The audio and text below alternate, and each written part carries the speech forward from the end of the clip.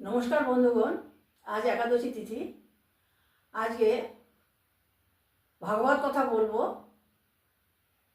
তোমাদের সকলকে আমি আমার অন্তরের অনন্ত কোটি নমস্কার নিবেদন করি।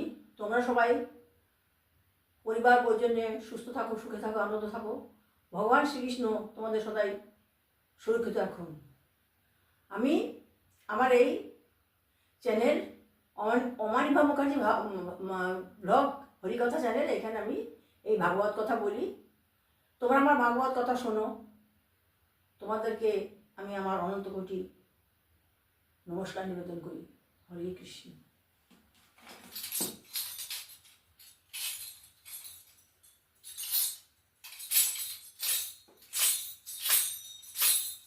গুরুর ব্রহ্মা গুরু বিষ্ণু গুরুদেব মহেশ্বর গুরুরেব পরম ব্রহ্ম তস্মৈ শ্রী গুরবে নমঃ। অখণ্ডমণ্ডলাকারং ব্যক্তমেন চরাচরং তৎপদং দর্শিতমেন তস্মৈ শ্রী গুরবে নমঃ।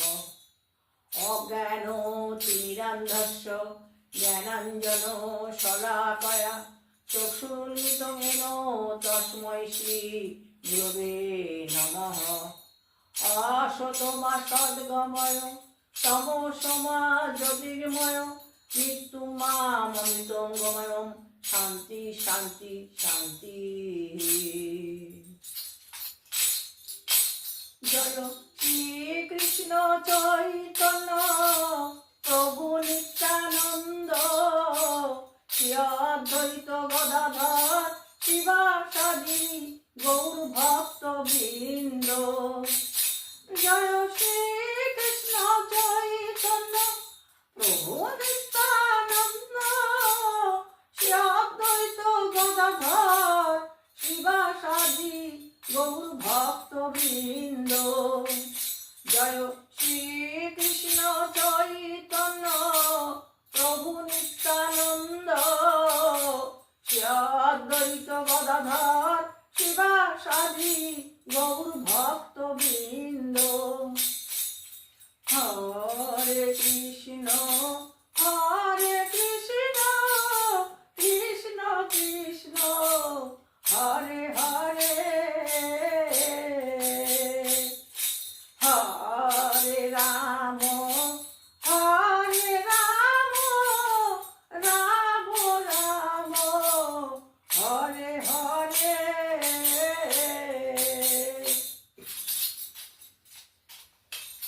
হরে কৃষ্ণ কৃষ্ণ কৃষ্ণ হরে হরে হরে রাম রাম রাম হরে হরে।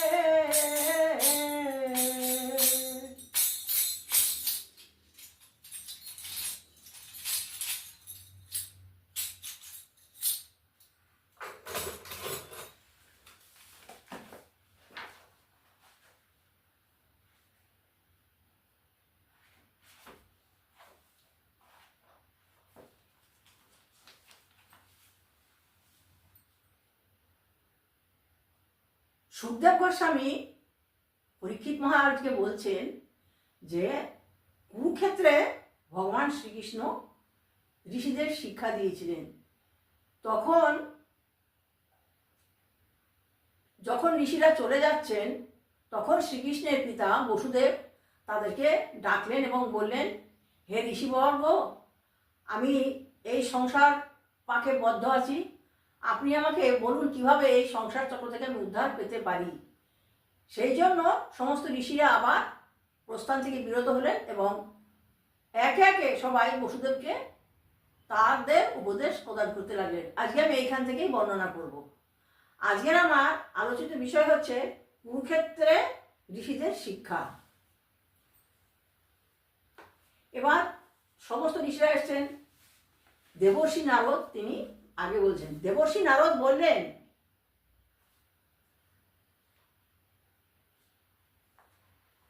হে ব্রাহ্মণেরা, এটি তেমন বিচিত্র কিছু নয়। বলছে হে ব্রাহ্মণগণ, এটা যে উনি প্রশ্ন জিজ্ঞাসা করেছেন এটা বিচিত্র কিছু নয়। যেহেতু বসুদেব শ্রীকৃষ্ণকে একটি বালক বিবেচনা করেছেন, তাই তার জানবার আগ্রহবশত তিনি তার পরম মঙ্গল সম্বন্ধে আমাদের প্রশ্ন দিয়েছেন। উনি ভগবান শ্রীকৃষ্ণ যে তার পুত্র, তাকে তিনি বালক বিবেচনা করেছেন, তিনি তাকে ভেবেছেন সাধারণ মানুষ। সেই কথা বিবেচনা করে তিনি আমাদেরকে এই প্রশ্ন জিজ্ঞাসা করেছেন, এবং যে প্রশ্ন পরম মঙ্গলময়। এই জগতে মানুষের মহৎ বস্তু নিকট অবস্থান করলে তার অনাদর থাকে। বলছে যে অনেক ভালো লোকের সঙ্গে যদি, মহৎ লোকের সঙ্গে যদি থাকে, তাকে একটু অনাদর করা হয়। যেমন লোকে বলে না, গেও যোগী ভিক পায় না, তেমনি যোগী যে থাকে গ্রামে, সে ভিক পায় না, তাকে কেউ সমাদর করে না। তেমনি বলছেন ভগবান শ্রীকৃষ্ণ ভগবান, কিন্তু বসুদেব সেটা জানতে পেরেও মনে তিনি আমাদেরকেই প্রশ্ন করছেন।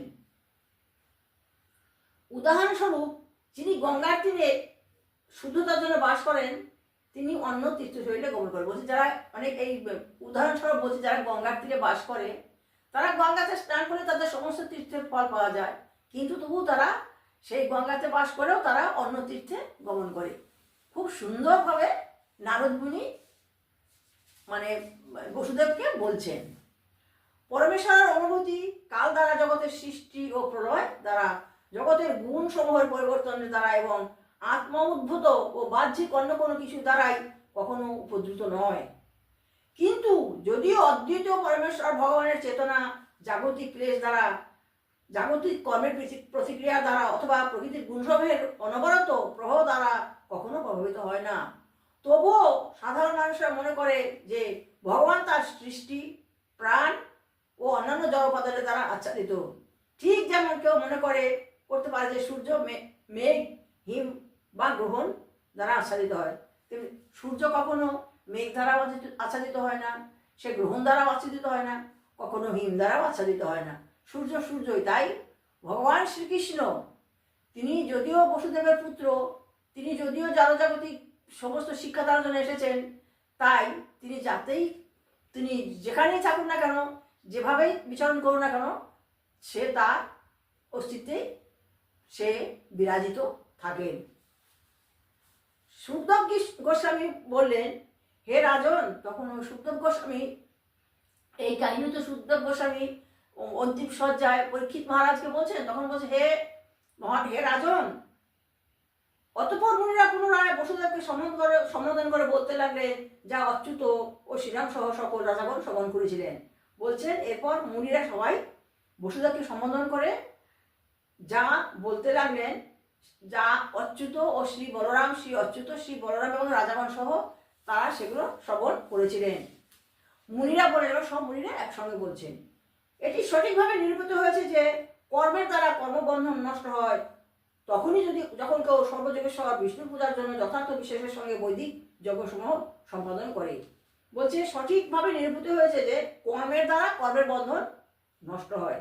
তাই যখন কেউ সর্বযোগেশ্বর বিষ্ণুর পূজার জন্য যথার্থ বিশ্বাসের সঙ্গে বৈদিক যজ্ঞসমূহ সম্পাদন করেন, যেমন রাজা যুধিষ্ঠির রাষ্ট্রীয় যজ্ঞ করেন ভগবানের সন্তুষ্টির জন্য।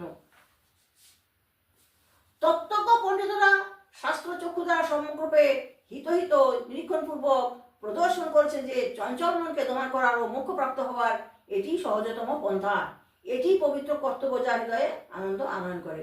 বলছে তত্ত্বজ্ঞ যে তত্ত্বজ্ঞ ব্রাহ্মণরা পড়ে তারা বলছেন আমাদের এই বেদ শাস্ত্র হচ্ছে আমাদের চক্ষু, এই সমগ্রূপে চক্ষু দ্বারা এই সমস্ত নিরীক্ষণপূর্বক এবং চঞ্চল মনকে দমন করার একটাই উপায় হচ্ছে ভগবান শ্রীকৃষ্ণের আরাধনা করা। সৎভাবে প্রাপ্ত সম্পদ দ্বারা নিঃস্বার্থভাবে পরমেশ্বর ভগবানের পূজা করাই ধার্মিক গৃহস্থের পরম পবিত্রতম পদ। বলছে সৎভাবে সমস্ত জিনিস দিয়ে ভগবানের পূজা করাই হচ্ছে সৎ গৃহস্থের একমাত্র পন্থা। এই সৎভাবে ভগবানের পুজো করলেই ভগবান সন্তুষ্ট হবে এবং তাকে সমস্ত বিভূতি দান করবেন। হে বসুদেব, একজন বুদ্ধিমান ব্যক্তির যোগ্য সম্পাদন দানের দ্বারা সম্পদের আকাঙ্ক্ষা, গৃহস্থ জীবন প্রাপ্ত হওয়ার মাধ্যমে তার পত্নী ও পুত্র লাভের কামনা এবং সময়ের প্রভাব অধ্যয়ন দ্বারা পরবর্তী জীবনে এক উচ্চতর গ্রহ উন্নীত হবার আকাঙ্ক্ষা ত্যাগ করা, শিক্ষা গ্রহণ করা উচিত। বলছেন যে হে বসুদেব, যে একজন বুদ্ধিমান ব্যক্তি কার হচ্ছে যজ্ঞ সম্পাদন করা, দান করা এবং দানের দ্বারা সম্পদ আকাঙ্ক্ষা করা, গৃহস্থ জীবনে প্রবেশ করা, স্ত্রী পুত্র নিয়ে গৃহী হয়ে জীবনযাপন করা এবং তার প্রভাব অনুসারে শাস্ত্র অধ্যয়নের দ্বারা ভগবানের নাম করে সে ভগবানের স্থান প্রাপ্ত হতে পারে এবং এইভাবেই সমস্ত কিছু ত্যাগ করে এই শিক্ষা গ্রহণ করা উচিত। আত্মসংযত ঋষিরা যারা এইভাবে তাদের গৃহস্থ জীবনের প্রতি আসক্তি পরীক্ষা করেছেন, তপস্যা সম্পাদনের জন্য তারা বনে গমন করেছেন। যারা আত্মসংযত ঋষি তারা তপস্যার মাধ্যমে ভগবানকে লাভ করেছেন, তাই তারা সমস্ত কিছু ছেড়ে বনে বনে গমন করেছেন। হে প্রভু, একজন দ্বিজ তিন ধরনের ঋণ নিয়ে জন্মগ্রহণ করতে বলছে। হে প্রভু, একজন দ্বিজ তিন ধরনের ঋণ নিয়ে পৃথিবীতে জন্মগ্রহণ করেন। সেগুলো হলো দেবতাদের ঋণ, একটা হচ্ছে দেবঋণ, আর একটা হচ্ছে ঋষিজনের কাছে ঋণ, আর একটা হচ্ছে পিতৃপুরুষদের কাছে ঋণ। একটা হচ্ছে দেবঋণ, একটা হচ্ছে ঋষিগণের কাছে ঋণ, একটা হচ্ছে পিতৃঋণ। যদি সে যজ্ঞ সম্পাদন, শাস্ত্র অধ্যয়ন ও সন্তান উৎপাদন দ্বারা প্রথমে ঋণ শোধ না করে, যদি দেহত্যাগ করে, তবে সে নারকীয় অবস্থায় পতিত হয়। বলছে তবে এই যে তিনটি ঋণ যদি না শোধ করে, সে যদি মৃত্যুমুখে পতিত হয়, সে অবশ্যই নরকে যাবে। তাই আমাদের গৃহস্থের কর্তব্য হচ্ছে তিনটি ঋণ পরিশোধ করা। একটা হচ্ছে দেবঋণ, একটা হচ্ছে ঋষি ঋণ, আর একটা হচ্ছে পিতৃঋণ। এই পরিশোধ করা, এই কাহিনী ঋষিগণ বসুদেব, কৃষ্ণের পিতা বসুদেবকে বলছেন। কিন্তু আপনি হে মহামতে, ইতিমধ্যে ঋষিরাও পিতৃপুরুষদের প্রতি আপনার দুটি ঋণ থেকে মুক্ত। বলছে আপনি এর মধ্যে দুটি ঋণ থেকে মুক্ত হয়েছেন, ঋষিদের ঋণ থেকে এবং পিতৃপুরুষদের ঋণ থেকে আপনি মুক্ত হয়েছেন। এখন বৈদিক যজ্ঞ সম্পাদন করার মাধ্যমে দেবতাদের প্রতি ঋণ থেকে নিজেকে মুক্ত করুন। এবার বলছে এবার যজ্ঞ সমূহের মাধ্যমে আপনি যে করছেন সেটা করে আপনি এই দেবঋণ থেকে মুক্ত হন। এইভাবে নিজেকে সম্পূর্ণরূপে ঋণমুক্ত করে সকল জাগতিক আশ্রয় ত্যাগ করুন। বলছে আপনি ইতিমধ্যেই দুটি ঋণ আপনি শোধ করেছেন, একটা পিতৃঋণ এবং একটা ঋষি ঋণ। কিন্তু আর একটা ঋণ আছে সে দেবঋণ।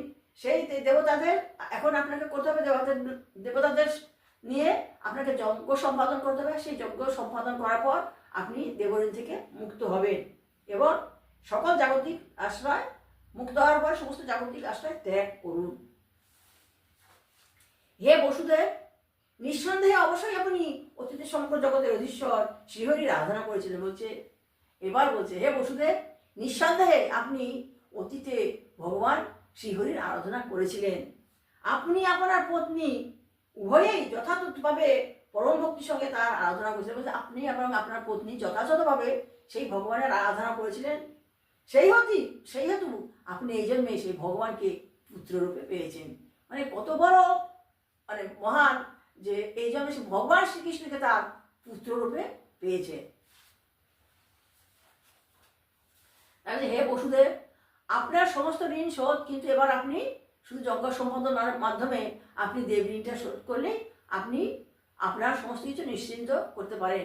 আপনি ইতিমধ্যেই অনেক তপস্যা করেছিলেন কয়েক জীবন ধরে এবং সেই তপস্যার ফলে আপনি এবার আপনার স্ত্রী তপস্যা করেছিলেন বলে সেই তপস্যার মাধ্যমে আপনার এই যুগে ভগবান শ্রীকৃষ্ণকে আপনাদের পুত্ররূপে লাভ করেছেন। সুতরাং আপনাদের যথার্থভাবে আপনি সমস্ত ঋণ থেকেই মুক্ত।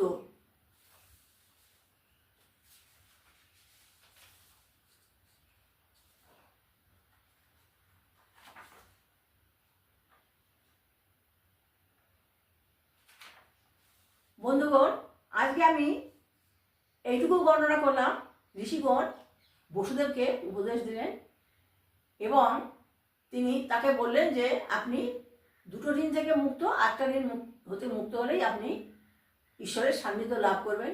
কিন্তু আসলে তা নয়, উনি এমন তপস্যা করেছিলেন যে সেই তপস্যার জন্য তিনি সেই জন্মে ভগবান শ্রীকৃষ্ণকে তার পুত্ররূপে পেয়েছিলেন। সুতরাং বসুদেবের কোনো ঋণই বলতে গেলে নাই, কিন্তু তবুও মানুষকে শিক্ষা দেওয়ার জন্য তাকে যোগ্য করতে বললেন। আজকে এই পর্যন্ত বর্ণনা করলাম। পরবর্তী ভিডিওতে আমি পরবর্তী অংশ বর্ণনা করব। কুরুক্ষেত্রের ঋষিদের শিক্ষা, উনি বসুদেবকে শিক্ষা দিয়েছেন, সেই কাহিনী বর্ণনা করলাম। পরবর্তী ভিডিওতে পরবর্তী অংশ বর্ণনা করব। আজকে এইখানে আমি শেষ করছি। তোমাদের সকলের মঙ্গল হোক। তোমরা সবাই পুত্র পরিবার পরিজন নিয়ে ভগবান শ্রীকৃষ্ণের কৃপায় সুরক্ষিত থাকো এই কামনা করি। ওম হরি ওম তৎসৎ, ওম হরি ওম তৎসৎ, ওম হরি ওম তৎসৎ।